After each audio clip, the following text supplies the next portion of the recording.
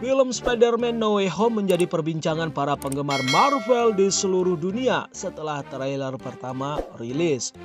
Munculnya musuh-musuh Spider-Man dari film terdahulu membuat penggemar heboh dan menduga aktor Tobey Maguire serta Andrew Garfield akan bergabung bersama Tom Holland. Sayangnya hingga saat ini baik Marvel dan Sony belum memastikan apakah tentang rumor itu benar.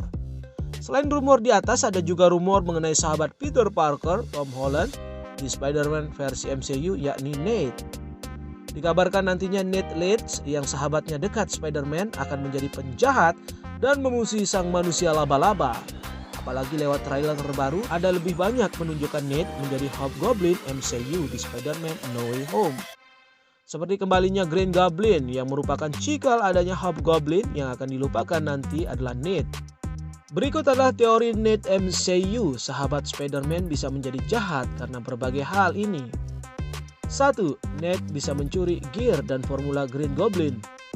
Dalam Marvel's Comics, Hobgoblin secara langsung terkait dengan warisan musuh terbesar Spider-Man, Green Goblin. Hobgoblin asli, Roderick Kingsley, mendapatkan senjata dan perlengkapannya dari tempat persembunyian rahasia penjahat Norman Osborn yang sudah meninggal. Alih-alih benar-benar memisahkan karakter dan ia malah membuat Hobgoblin dan senjatanya sendiri, Marvel dapat meneruskan koneksi itu ke Spider-Man No Way Home. Jika demikian, bisa jadi di salah satu alam semesta paralel Spider-Man 3, Nate adalah penjahat yang datang ke gudang senjata Green Goblin. Dia kemudian bisa mengenakan kostum baru dan memulai kejahatan dengan Goblin Glider dan bom Osborn. Seperti Roderick Kingsley, dia bisa mendapatkan formula yang sama yang meningkatkan kemampuan fisik Osborn dan menggunakannya untuk dirinya sendiri.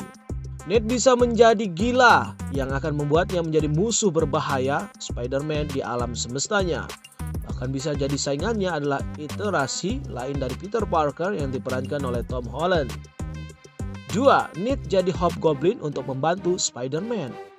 Nate tidak harus mulai jahat untuk menjadi Hobgoblin. Lagi pula, Nate juga tidak pernah menjadi penjahat sejati dalam komik. Bisa jadi di suatu tempat di multiverse ada alam semesta dengan banyak kesamaan dengan MCU karena Nate adalah sahabat Peter dan orang yang paling dia percayai. Tergantung pada tingkat pengetahuan dan sumber daya ilmiahnya, Nate dapat memperoleh akses ke teknologi alien yang diselamatkan Vulture dan menciptakan Goblin Glider dengan tujuan menjadi sekutu Spider-Man. Meskipun dia mungkin telah merencanakan untuk menjadi pahlawan, peristiwa tragis dalam hidupnya bisa membawanya ke jalan untuk menjadi penjahat. Dia juga bisa mengembangkan dendam terhadap Spider-Man pada film terdahulu sahabat Spidey juga menjadi jahat karena sesuatu hal. Jika itu masalahnya, dia bisa melampiaskan dendamnya pada Wallcrawler MCU ketika sebuah insiden di multiverse menyebabkan karakter Spider-Man film bertabrakan. Nate versi MCU juga bisa mengalami hal serupa menjadi jahat tergantung bagaimana ceritanya terungkap. 3. Nate bisa dicuci otak menjadi Hobgoblin. Mungkin pendekatan terbaik yang bisa diambil Marvel dan yang paling masuk akal adalah agar Marvel mengadaptasi cerita Hobgoblin Nate Leeds dari tahun 1980-an. Dalam buku komik, Nate adalah orang yang baik yang dipercaya Peter, tetapi hidupnya berubah menjadi lebih buruk ketika dia menemukan tempat persembunyian penjahat Hobgoblin yang sebenarnya, Roderick Kingsley. Membutuhkan seseorang untuk menanggung kerugian atas kejahatannya, Kingsley menangkap Nate dan berhasil mencuci otaknya dengan berpikir bahwa dia adalah Hobgoblin. Rencana ini awalnya efektif untuk Kingsley yang bersikeras bahwa identitas rahasianya tetap tersembunyi dari dunia. Bahkan Spider-Man tertipu untuk jatuh cinta pada kebohongan Kingsley. Masalah muncul ketika cuci otak Nate menyebabkan dia menjadi tidak stabil secara mental. Tidak sampai bertahun-tahun kemudian, Spider-Man menemukan bahwa Nate dijebak oleh Kingsley dan dia tidak pernah menjadi Hobgoblin sama sekali. Nate bisa mengalami pengalaman serupa. Dia bisa diculik dan dicuci otaknya oleh Roderick Kingsley dari MCU. Versi baru dari Green Goblin atau penjahat utama Spider-Man 3 yang tidak teridentifikasi. Tidak seperti buku komik, Nate, pengkondisian mental yang dialami dapat membentuknya menjadi pion berguna dari ancaman yang jauh lebih besar. Ini akan membuat Nate Hobgoblin menjadi penjahat simpatik dan disalahpahami yang dipaksa untuk melawan Spider-Man, bahkan mungkin Doctor Strange, Benedict Cumberbatch. Karena versi buku komik Nate Leeds dan karakter MCU keduanya secara inherent adalah orang baik, Spider-Man 3 secara teoritis dapat menggunakan alur cerita yang sama dengan Ned yang sudah dikenal penonton dari lama, menariknya dari multiverse.